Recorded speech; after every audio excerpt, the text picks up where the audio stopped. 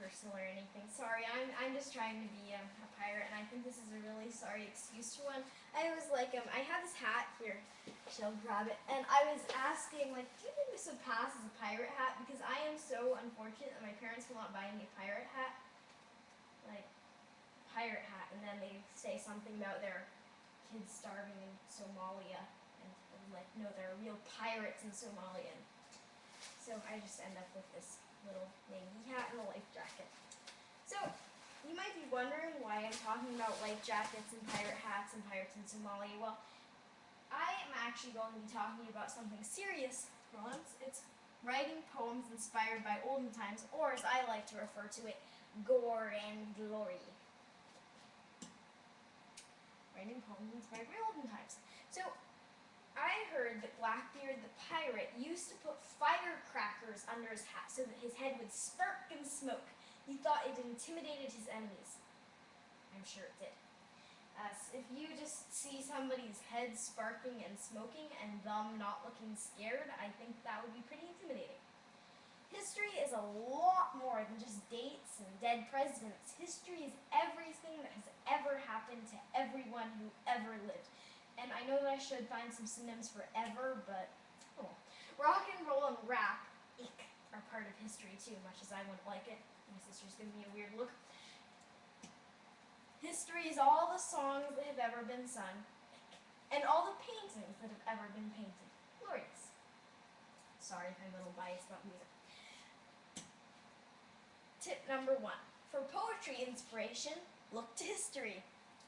And really, for inspiration in all kinds of subjects, you should look for history. Because if you don't know what to write, you could write a poem about Marie Antoinette getting her head chopped off. I'm reading A Tale of Two Cities, I'm feeling gross. But if that sounds too gross for you, write a poem about Martin Luther King Jr. leading the civil rights protesters in Alabama.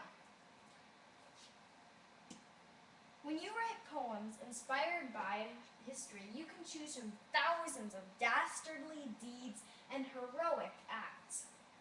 For example, you could write about Belle Boyd, otherwise known as the Cleopatra of the South, a Confederate Civil War spy who tricked Union officers into giving their secrets and then rode her horse across Union lines to deliver that information to Confederate commanders. Though I would call that a dastardly deed, I'm sure most of the Confederates and her fellow spies thought that was pretty heroic.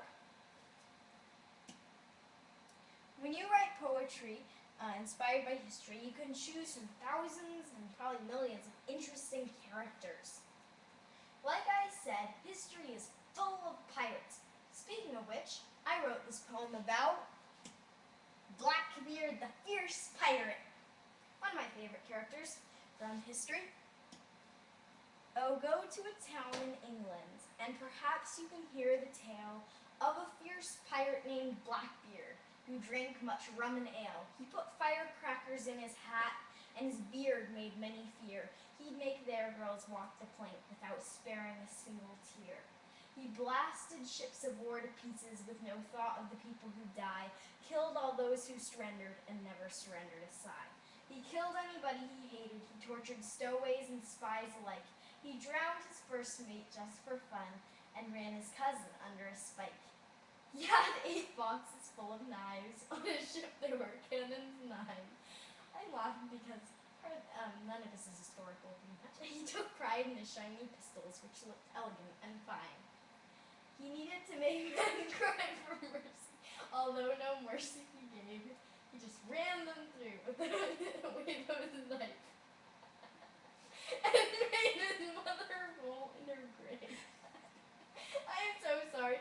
I'm probably making a lot of people roll in their graves right now, but that's the story of the great pirate Blackbeard, whose hobby was torturing rats. And that is the only part of the entire poem that I could straight face. I wrote this a long time ago, and a long time ago for me is like maybe 1 or 2 years ago. And I'll go through actually and highlight some of the parts in here that are not historically accurate. That's fine. I think he probably did drink a bit. Beard, I don't know about that. Sparing a single tear. Okay, maybe that's true, but still. killed all those who surrendered. I haven't heard that one actually. And never surrendered a sight. I'm sure he sighed once or twice. Killed anybody he hated. I'm sure he would have liked to, but I don't know if that's possible. Tortured stowaways and spies alike. Drowned his first mate just for... Okay, honestly, I did make up a lot of this stuff because it rhymed.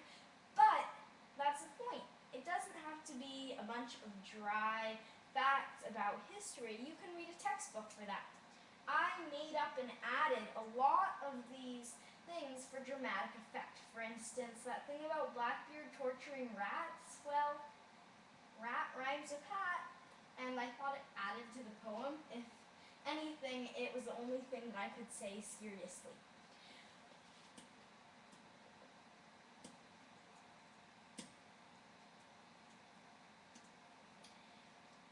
So when you write poems inspired by history, you can add your own creative touches. And you can really imagine how people from history might have acted, talked, or even smells. Although, to tell you the truth, I bet a lot of them smelled pretty bad just because during most of European history, people didn't bathe very much. History is really a renewable source of poetry inspiration. So you can really look at it again and again.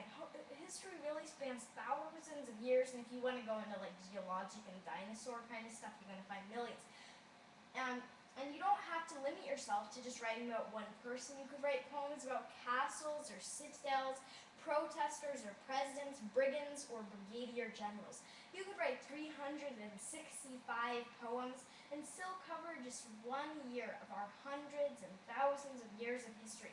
You'll never run out of ideas because each day people make new history that will inspire you, terrify you, or thrill you. Jackie Robinson is a historical figure, Marilyn Monroe is a historical figure, so is J.K. Rowling. And you might be thinking, J.K. Rowling isn't dead yet. Well, she will go down history because she did something that was new or amazing for her time. She sold a ton of books that were translated in multiple languages, and she was really able to relate to people across the world. And these people changed many lives. So I read you my poem about the cruel pirate Blackbeard. Now it's your turn. Remember, when you write a poem inspired by history, you can choose to write about music from the past or even fashion. For example, you could write about foot binding in ancient China, or the high-heeled shoes of the Middle Ages, which I've heard were worn by men first. You don't have to limit yourself to ancient history either. You could write about something that happened 30 years ago. Just interview your parents. I'm sure they'll let up that they're that old. Or even last month. To participate in this activity, pause the screen. Here's some activities. You can choose an intriguing person or event from history. So I'm sure you can find lots of those. Maybe some of your heroes, some you really don't like.